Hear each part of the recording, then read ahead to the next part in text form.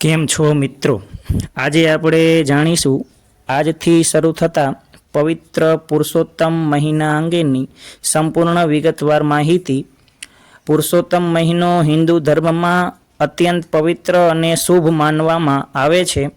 આ મહિનો ભગવાન શ્રી કૃષ્ણ અને ભગવાન વિષ્ણુને સમર્પિત છે. તેને અધિક માસ પણ કહેવાય છે.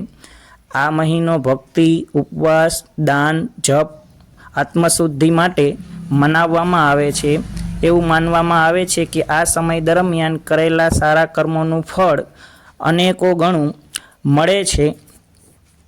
પુરુષોત્તમ માસ શું છે? હિન્દુ પંચાંગ ચંદ્રગતિ પર આધારિત છે. એક ચંદ્ર વર્ષ લગભગ 354 દિવસનું હોય છે, જ્યારે સૂર્ય વર્ષ લગભગ 365 દિવસનું હોય છે.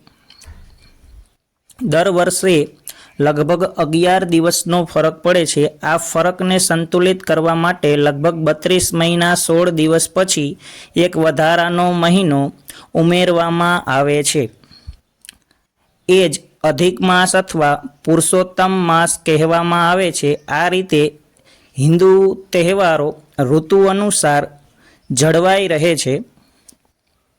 પુરુષોત્તમ નામ કેમ પડ્યું? પુરાણોમાં કથા છે કે અધિક માસને કોઈ દેવતા સ્વીકારતા ન હતા.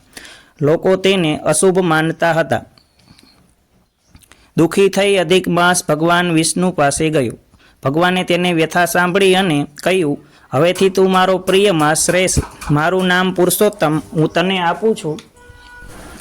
ત્યારથી જ અધિક માસ પુરુષોત્તમ માસ તરીકે ઓળખાયો. પુરુષોત્તમ શબ્દનો અર્થ સર્વોત્તમ પુરુષ, સર્વશ્રેષ્ઠ ભગવાન અને પરમાત્મા થાય છે. પુરુષોત્તમ માસનું આધ્યાત્મિક મહત્વ પાપક્ષય, મન શુદ્ધિ, ભગવાનની કૃપા, મોક્ષ માર્ગ છે. પુરુષોત્તમ માસ માત્ર ધાર્મિક વિધિ નથી, પરંતુ આત્મશુદ્ધિ, સકારાત્મક જીવન, સેવા, ભક્તિ, સદાચારનો મહિનો છે.